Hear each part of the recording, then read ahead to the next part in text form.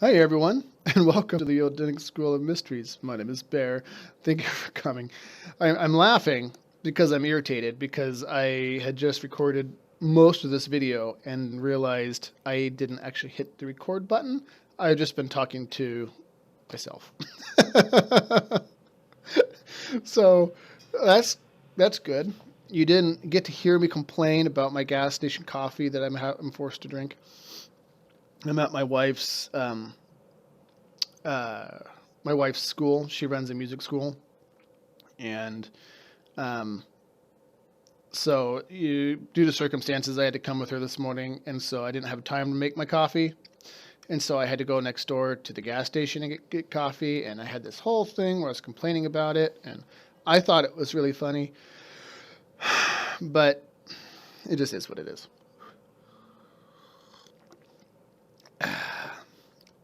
It's it's okay. It's caffeine, I guess. Anyway, so why do we use symbols? Why do we use keys? And these are two really major things that we use in the mystery schools. So, for those who don't know, a key is basically a symbol in language form. So there's a couple ones that we use quite a bit in the Odinic School of Mystery channel, and we use them all the time in the mystery school that I'm a part of. A big one is see the end from the beginning. That's a key. 3, my name is Unity. That's a key. I know, therefore I see. That's a key. But we've also have keys that are much larger than just one small phrase. We have the lesser and the major key of Solomon. You've probably heard about that. It's kind of that book about the demons and stuff. People think that it's a how-to book, but it's a key. There's a bigger mystery to it than just demon summoning. You've heard of the keystone. You've heard of the 7-pronged key of the Hermeticists. These are very specific things. The name key means something very specific. And it's always in word. It's a symbol that is written in words. You could almost even go so far as to say that religious texts in their entirety are keys.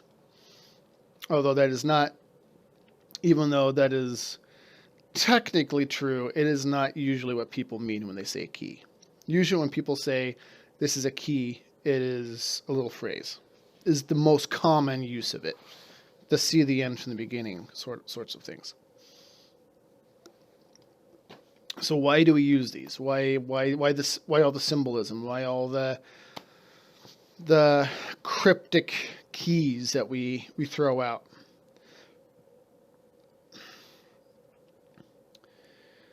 Language is a tricky business. You know, there is a good argument, and it's a proper argument to make, that language in many ways has set us free, right? We are able to communicate very quickly very complex ideas. We can work together. It allows us to do a lot of things you wouldn't be able to do. You could think of the Earth, for example. You're probably gonna hear some music in the background. By the way, I'm not sure how well the audio is going to come through, but it's my wife. Like I said, this is a music school, so you're probably going to hear stuff in the background. So just be aware of that. For example, a good way of thinking about it is if the Earth is truth. We'll just say that the Earth is truth, and language is like the roadways. So what language is really good at doing is connecting two different ideas together to kind of bring them together. But there's not really any great way of encapsulating the whole truth, right? You can't build enough roads to completely cover the entire landmass of Earth and all the water and all that stuff. Say nothing of the stuff that's on the inside. There's just no way of doing that. You can't get all of it. So, what do I mean by that? So, what do I mean by connecting ideas together? So we could say something like wall. Wall is its own idea, right? And then I could say blue. Blue is its own idea. It has its own little island, its own conceptual thing that surrounds it. Blue is its own thing. Then I could say left, right? The direction left, that's its own deal, right? There's a concept that is left. On the surface, if we say a list of these things, all those things seem different and separate and not connected whatsoever. They're dissonant ideas. They're not related. Nothing is the same. They're all, separated by space, time, and intellectual curiosity. But what if we add of the to that list? Left of the blue wall. Suddenly those ideas are completely separate. Or not separate, together. All those separate things have been, by the process of mental alchemy, all those things have been distilled into one thing. And that's one of the things that language really allows us to do in many instances, is to be able to take those separate ideas and bring them together. The problem, however, is like I was saying with the roadways. The language allows us to make those connections between cities, but you can never really ever, no matter how many roads you put on the earth, you can never get the whole truth. You can never get all of it. Because even if you manage to somehow cover the entire surface of the earth, there's still all the gooey insides that's left untouched. There's just no way of encapsulating all that into one thing.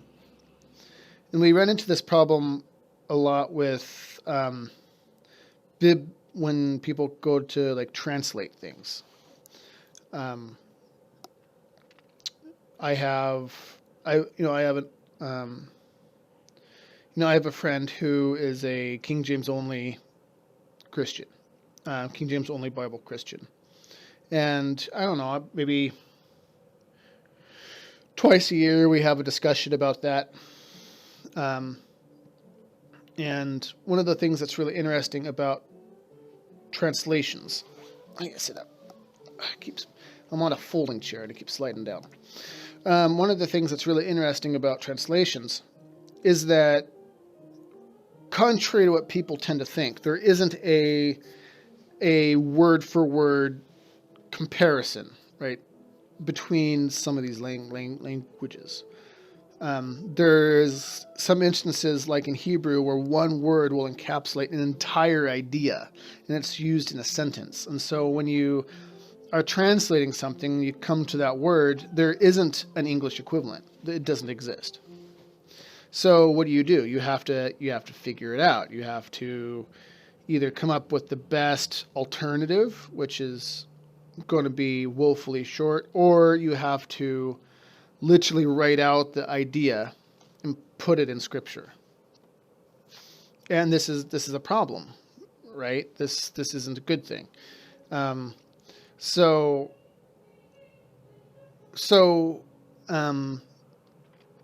what ends up happening is if you want to take the Bible in a literal way, which is fine. It doesn't bother me if you want to do that.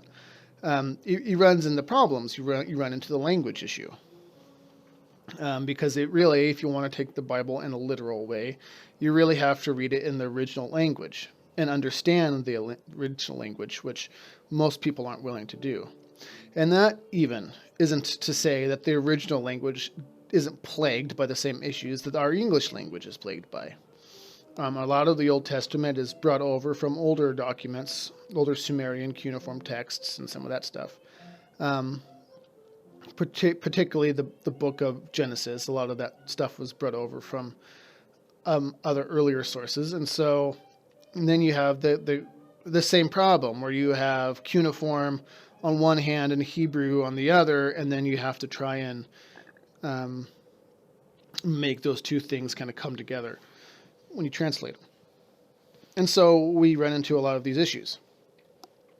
So the language problem becomes when you want to get into specifics and you want to get into truths of things and you want to try and whittle your way down to discovering the best and closest thing you can get to the originals and the ideas of the originals, the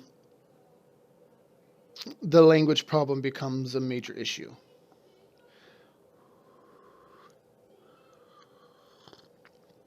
I was talking to my cousin last night, and we were discussing how LOL doesn't mean laugh out loud anymore.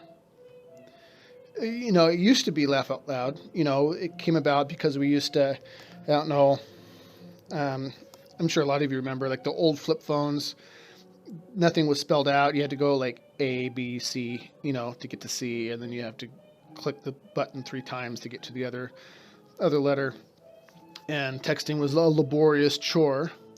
And so, you know, there was a lot of these shortcuts that kind of came out of those early days. LOL is one of those. You know, it's a short way of saying something long because you don't want to spell it out. So it became a symbol. LOL became a symbol. And it slowly over time has turned into something different. It's not laugh out loud anymore. It's something new, right? Like I could say, you know, it really sucks. I stubbed my toe last night, LOL. It's not funny, right? You're talking about something serious. LOL, I stubbed my toe. This really sucks, LOL. I failed my test, LOL.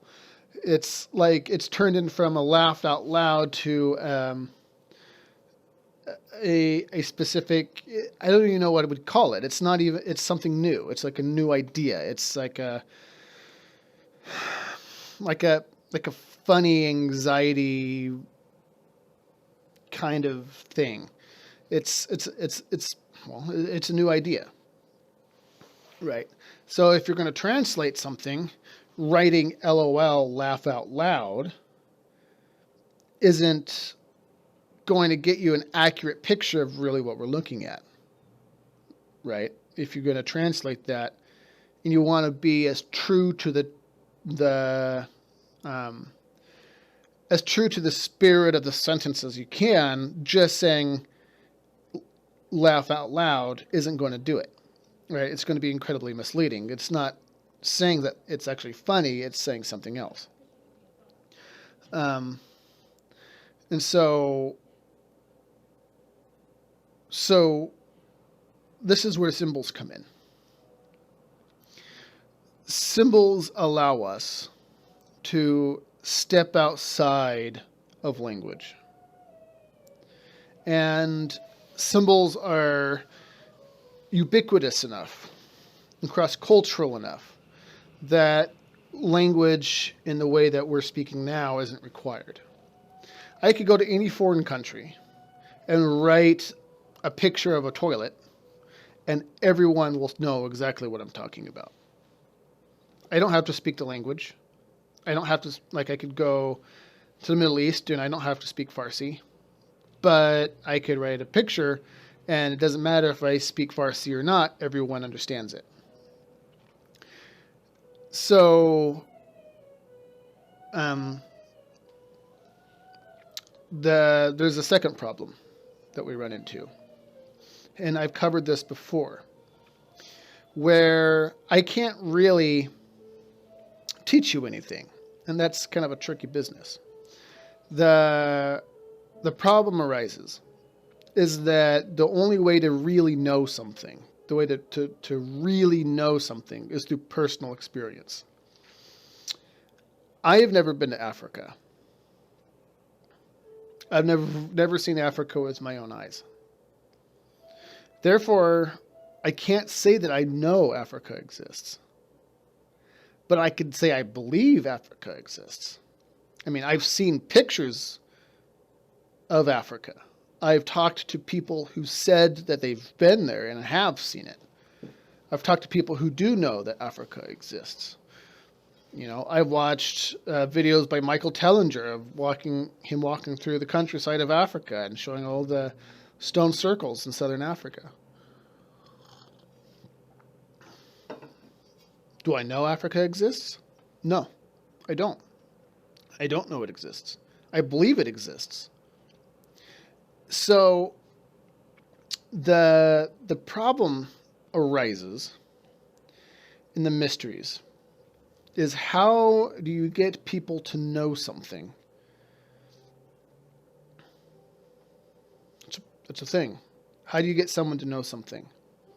You have to create the ability for them to experience the knowledge for themselves. And what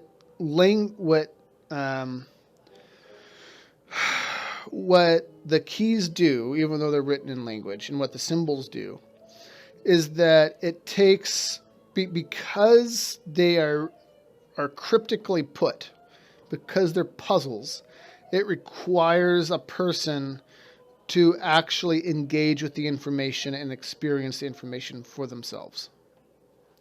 Does that make sense?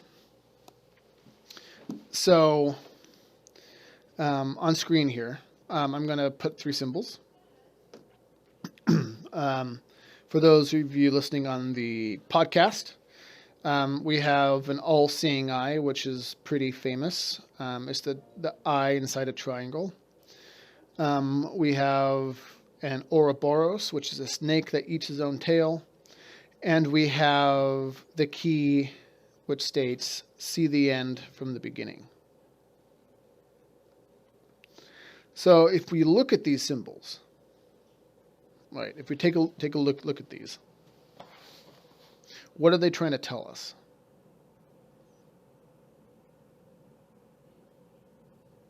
What are they trying to tell us? What are the symbols here? What are they trying to say?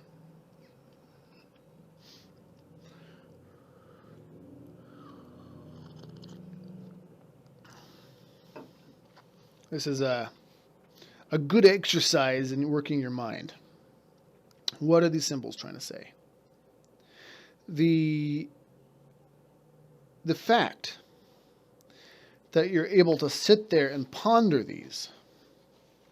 Yeah, you look at the all-seeing eye inside the equilateral 3-pointed symbol, the triangle. The fact that you could see that and you wonder about it is the first step in gnosis. I always say over and over again that wonder is the most important thing. Without wonder, nothing else can happen. Without wonder, there is no growth. There is no excitement. There's no exploring anything new. Wonder is the key to all of it. When you look at it and you say, I wonder what that means. That's the first step in setting yourself free. That's the first step of knowing anything, really. I wonder how that's done. I wonder why that is the way it is. I wonder what God is like. So what if I told you that all the things on the screen right now are really actually the same thing? They're just symbolized in different ways. Truly, what if I told you that they're all actually the same thing? The easiest two to connect is the see the end from the beginning and the Ouroboros, because those are pretty similar in nature.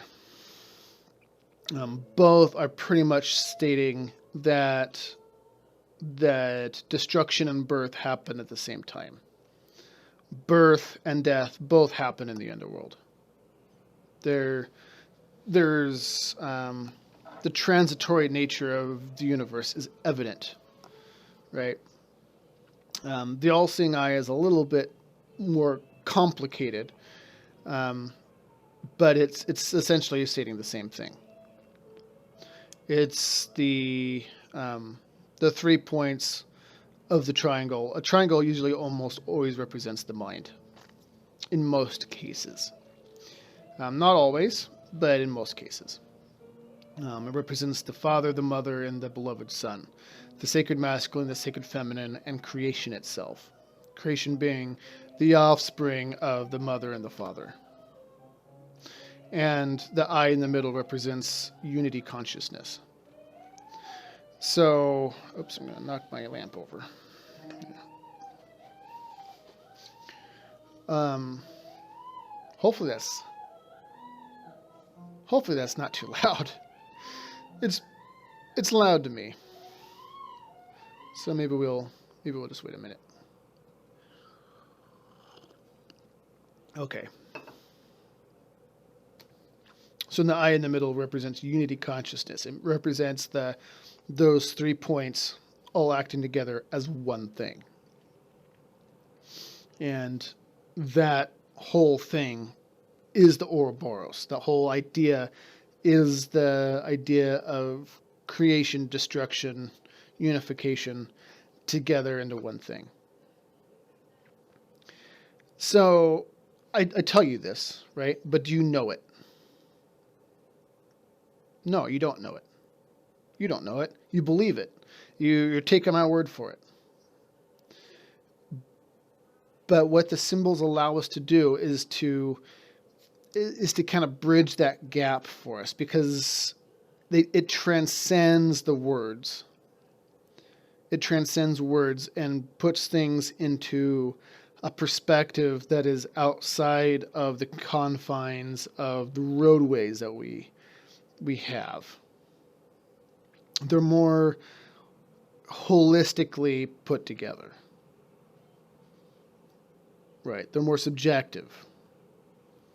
They're not rigid. They're smushy. It all kind of comes together into something new and exciting. So that's why we use symbols. We use symbols not only because of their universality, where if anyone who understands the mysteries, you show them the all-seeing eye, they'll know exactly what you're talking about, without actually having to be able to speak French or German or Gaelic or anything else. You don't have to be able to speak those languages in order to communicate if you understand the language of symbols and you understand the philosophy. More than that, as a tool for gaining gnosis, as a tool for growing and changing and becoming something better, what the symbols do is that they take us outside of, or they allow us to transcend the limitations of language. And they allow the individual to personally experience the information, which is the most important part. Because if you personally experience the information, then you get to know it. And if you know, you get to see where you're going. I know, therefore I see, and I see, therefore I live. Which is another one of the keys we talked about a minute ago. So, it's not very good coffee. That is pretty blah. Pretty blah coffee. Let's see. Where was I? It allows us to step outside ourselves and ponder. So,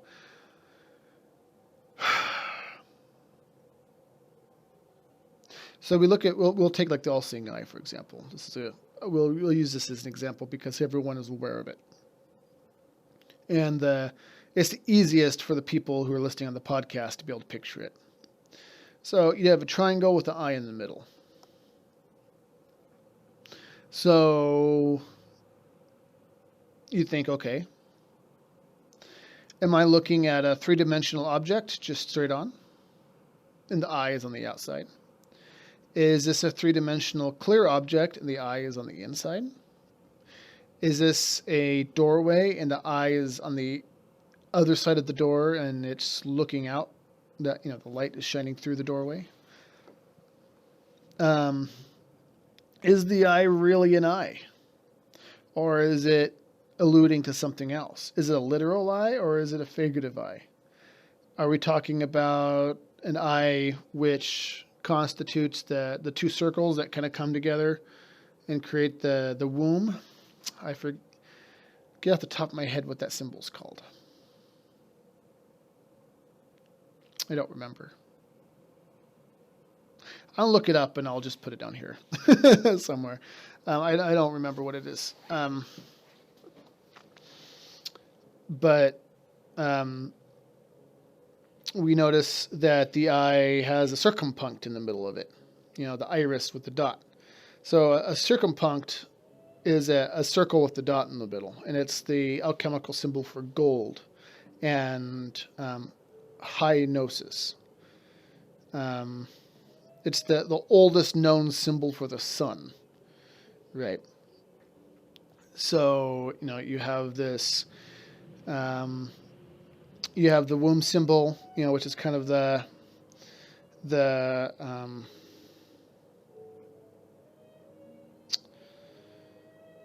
almond-shaped symbol, right? Which is the eye, the way the eye looks, and then you have a circle with the dot in the middle, which is the iris. So the more you start digging into it, the more complex this thing becomes, and you start wondering about the relationships between these two things, and all the different elements and what make them up. And so one of my heroes, Manly P. Hall, said that consciousness is only as complex. A symbol is only as complex as the consciousness that observes it. I'm paraphrasing here, but that is essentially what he said, and I agree with him. Consciousness is only as complex. I said it again. A symbol is only as complex as the consciousness that observes it. And so that's one of the really kind of the neat things about this is the more you meditate on the symbols and you start learning the philosophy, they grow with you. You don't ever outgrow the nature of a symbol. Their complexities only grow with you.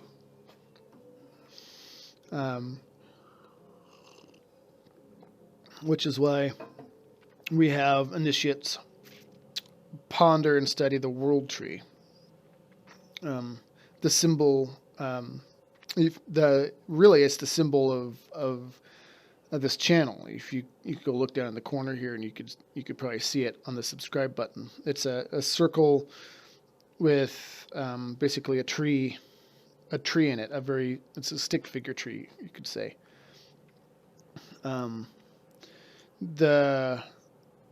We have initiates ponder this for the same reasons as we just went over. Because encapsulated in that symbol is the profundity of the mysteries. It's everything there is to know, so far as we can tell. It allows us to find our way out of the underworld and to find our way into gnosis, and teaches us the secrets of all things. And then we talk about how Odin dies on the world tree, and you just kind of keep all these things kind of all become. I don't know how to explain it. They all become one thing, right? Because it transcends the ability of language, which is the reason why we use them. You always will know more. You always will know more than your ability to speak. Right? You can write 1,000 books about all your philosophies in life, and you'll always know more than is capable of putting down on paper. Which I heard, this is kind of a brief aside. I heard someone say that about God once, is that we think we understand the full capabilities of God because we observe his creation, but really, God is so much more than what he has created. What you're able to imagine is only a fraction of really what you can do. And that's pretty mind-blowing stuff. Anyway, that is why we use symbols. That is why we use the keys. Because I'm able to take an initiate, sit them down and say, I want you to study this. See the end from the beginning. I want you to tell me what it means. The initiate will wander off. He'll come back and say, this is what I think it means. And I'll say, good, keep going. And then you go, oh, okay. And he wanders off and he comes back and he adds to it. And you say, good, keep going. And you just keep doing this indefinitely. Because there's no study it for 1,000 years and every day you'll keep extracting new information out of it. That's just the nature of, that's just the nature of the fractal that is creation. All things ultimately are one thing. And figuring out how those pieces fit together is one of the great works of the mysteries. So I'm not sure that I have any more to say right now. If any of you have any questions, Q&A is coming up real soon, the first week of September. So if you have any questions, please feel free to write them below. Please indicate that the question is for the Q&A if you're asking it in this video. That way I know. I did put out a video, a really shorty, yesterday as of the recording of this video. So that's kind of the official question place to ask. But if you do want to ask a question in this video, please indicate that it's Q&A here. Don't forget we have a website. I'll leave a link in the description below. And if you're inclined to listen to the podcast version, please, the link is also down below. I know a lot of people, they like to, they're working or whatever, and they want to listen to these while they're working. The podcast is fantastic for that because you could have the phone in your pocket and you could listen to it on your earphones. So that's there for you if you're someone who wants to utilize it in that way. Let's see what else. I feel like there was something else. All right. Well, I think that's it. If you have any questions, please ask, and I look forward to hearing from you. All right. Bye-bye.